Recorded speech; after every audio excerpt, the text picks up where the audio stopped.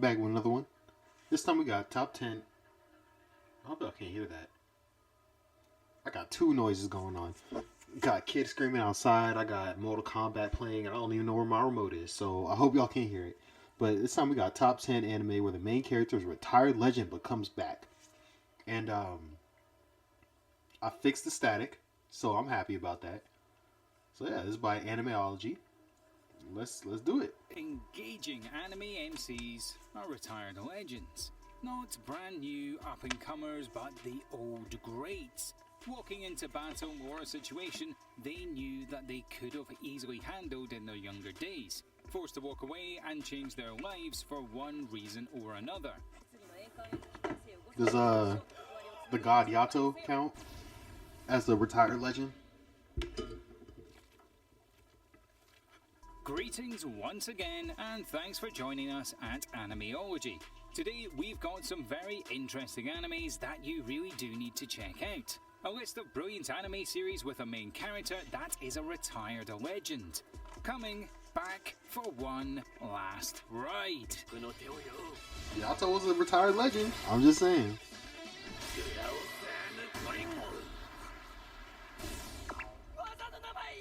Number 10. I got a Suka nasty Suka. taste in my mouth right now.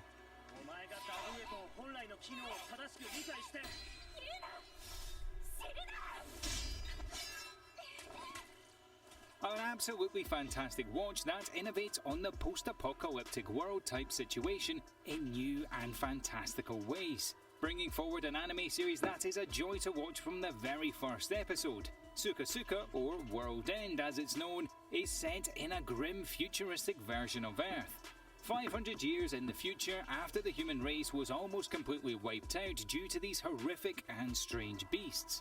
Due to this ever-present threat, the remaining humans have resorted to living on floating islands located high above in the sky.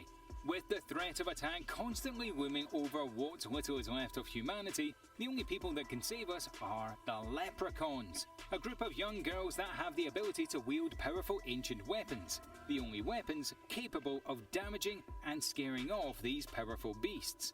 A world on the edge with the threat of humanity's complete destruction laying just around the corner.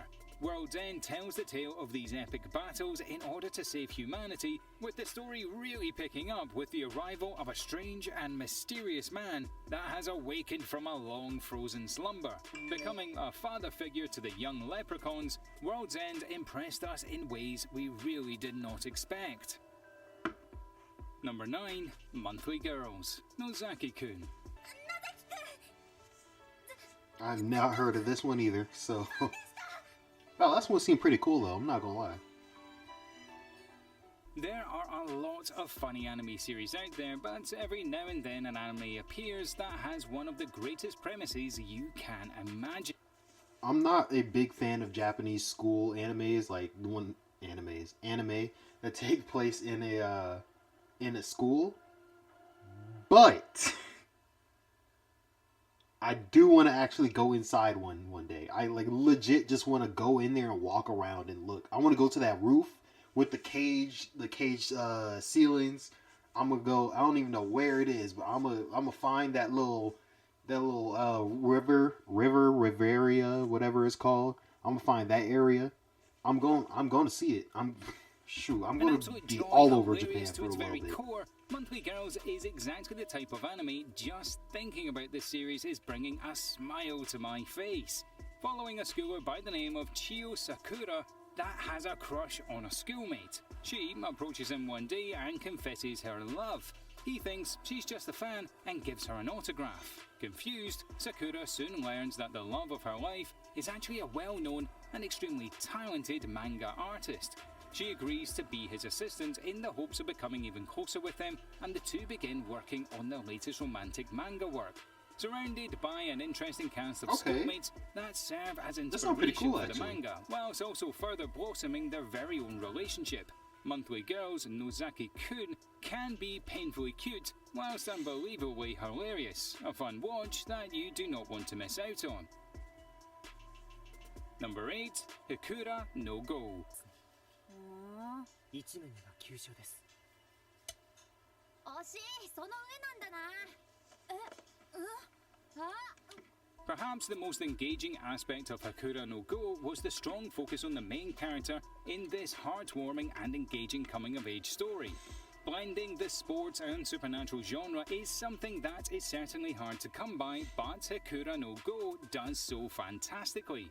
The story kicks off with Hakura Shindo discovering a haunted Go game in his grandfather's shed. The ancient and classic Japanese game is haunted by the spirit of a famous Go player that has long since passed away.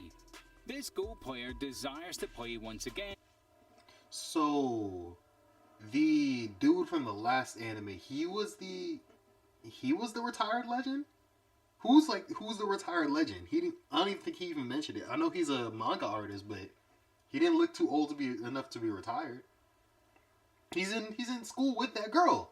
In high school. Like, how are you a retired legend? I mean, I guess you can be a legend, but I don't know. That was kind of... And his greatest desire is to attain the divine move, or the perfect move.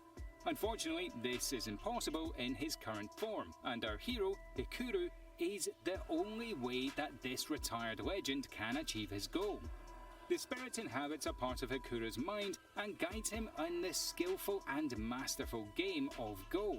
Slowly, Hikuru starts to develop an affinity for the game and realises that he too is naturally gifted at the game. An interesting tale that has you rooting for our heroes from the very first episode. Although a sports anime at heart, Hakura no Go spreads its wings and becomes so much more. Number 7. High-key wanted to learn Go at one point. Also, the anime that Komagi was anime. I'm so tired. I got off of work recently and I don't sleep well. But the game that Komagi was playing from Hunter x Hunter. Mangi Brilliant Park. With the king. Ooh, bro, one of my friends, she watching Hunter x Hunter now. This is so off topic, so I'm gonna pause it. She watching Hunter x Hunter now, like currently. She is for the first time getting to anime. And like she's loving it. And I'm like, bro, I'm so jealous. I'm so jealous. Like I just wanna watch them with you. Like honestly, I just wanna relive my anime past just through you. Cause I can't do it again. I was trying to put her on to One Piece, but I don't want to break her so quick, you know. Romantic comedy undertone makes a Mangi Brilliant Park a fun and exciting watch that was easy to chew and an extremely comfortable series that we'd happily return for a rewatch. Some fun characters placed in simple yet unique situations with interesting overall arcs that had us invested from the very first episode. Following Senya Kani, a good-looking perfectionist that is forced to visit the Amangi Brilliant Park, an amusement park that is in serious financial trouble and set to close its doors forever. But this isn't your ordinary amusement park.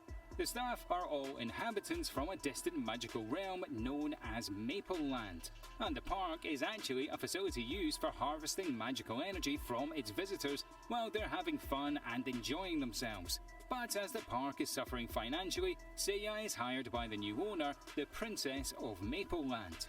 Running the Amangi Brilliant Park as the new manager, he attempts to use his entertainment skills to save it. With a tight deadline and constant hurdles in the way, the pressure is on in this fun and exciting series. Number 6. Are you gonna be like, you this guy? Nah, you got the wrong guy. Nah, I'm sure of it. That's you. Like, bro. Like, then why did you ask me? Come on. Cole's basketball. He missed it. He smoked the layup right there.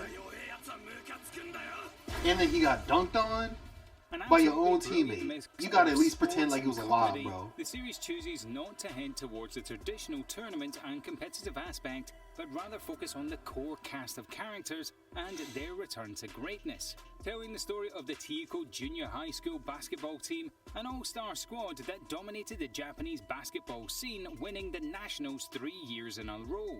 These star players have since split up into separate middle schools. We follow one of these retired legends attending a middle school with a poor basketball performance. Kurikai, the old legend, and Kagami, a naturally talented young player, are looking to bring this underdog school to become one of the greatest in the country, overcoming a number of challenges on the way. Okay. Number I 5, mean, Your I love basketball, so I'll probably give that a chance. I'm trying to watch Kuroko no Basket, but I want to keep it like fresh because I'm gonna do a movie review of it with one of my friends. But I just have to find the time. I just have to find the time. Lie in April.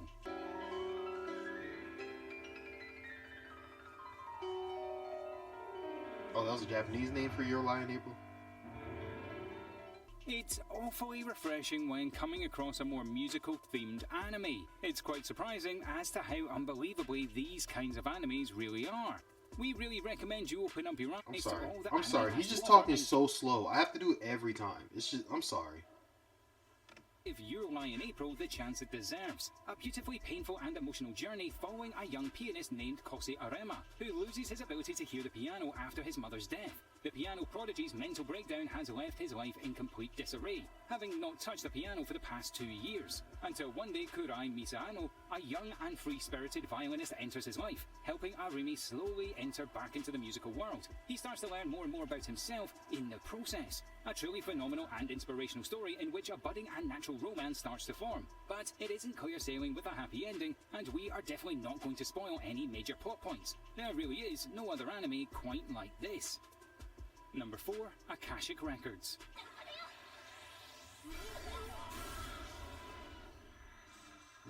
Magic. Okay. Let's see what it got. You can't go wrong with blending action and fantasy. Akashic Records. You know what I just remembered? This video is about the top 10 anime where the main character is a retired legend and coming back. I haven't even noticed any retired legends coming back. Some of them were reached, like the one with the game. That was a reach. That was a reach. The dang, what's it called? Alright, bro, let's finish this. I don't even know what I was talking about. Let's go. Situation that leaves a lot of room for some quality chemistry and solid edging. The story itself is very interesting, with an interesting dynamic between characters established from the very first episode. Set primarily in a prestigious magic academy, we follow Sistine Fivel, a high-achieving student that is looking to achieve as much as she can. However, her favourite instructor retires and is replaced by a bastard magic instructor. Lazy, incompetent, and really not that skilled at magic at all. Not even a certified teacher, but little do they know that this bastard magic instructor has a dark secret. A former assassin looking to hide his true powers and avoid getting caught. It's clear to see that Akashic Records has some brilliantly set up relationships here that this series definitely explores in some fresh and exciting ways. The anime itself is not afraid to take chances, and it certainly shows as it looks to shake up and push the boundaries of the classic action fantasy genre. Hold up. That sounds kind of cool though. I might watch that. That sounds kind of cool. Number 3, Chihaya Furu.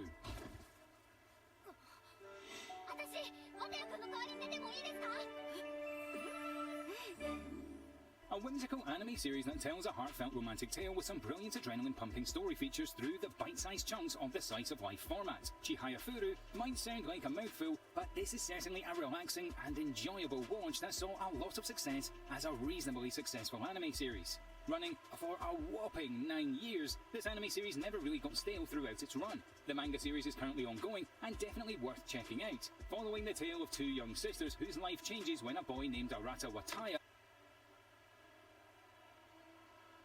Sisters? I'm not judging, but that cut did her dirty. That cut did her dirty. You need to grow that out. I'm sorry. That cut did you dirty. I thought this was a pair of brothers. This one, I was like, okay, I can see it's a sister now. This one, I was like, sister? Okay. That's cool and all, but that cut did you dirty. Bro, that's a generic anime boy's haircut. Straight up. That's it. A great player. The 2 form a card-playing club, and a cast of interesting characters begin to join as our MC follows in the footsteps. I'm pretty sure. Wait. Do they got the same cut? They got the same cut. This one's just slightly longer. But they got the same cut, bro. This is exactly what I'm talking about. Anime boy haircut. She got the same cut as him. Exact same cut. This one, okay, I can see a little feminine little wiles in there. Because they got more of a similar cut. Even though it's still kind of They both kind of. I mean, you got to cut your bangs, girl. Like comb your shit. Yeah. Of interesting characters begin to join as our MC follows in the footsteps of this retired legend in the hopes of one day becoming great as well. Number 2. Damn, bro, that threw me all the way off. I didn't even pay attention who the retired legend is. I'm not going back though. 21.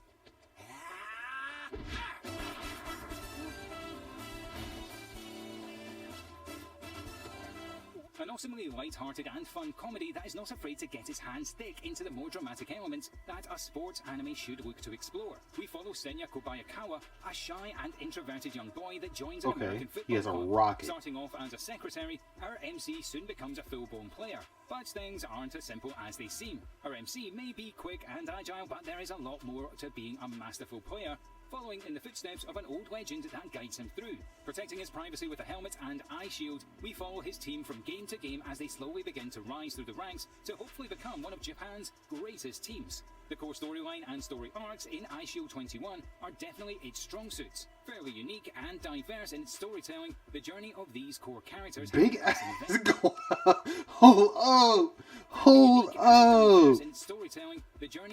Bro, why is his glove so big? Why his glove is the size of his head? Nah, bro. Nah. What is this called? What is this called, bro?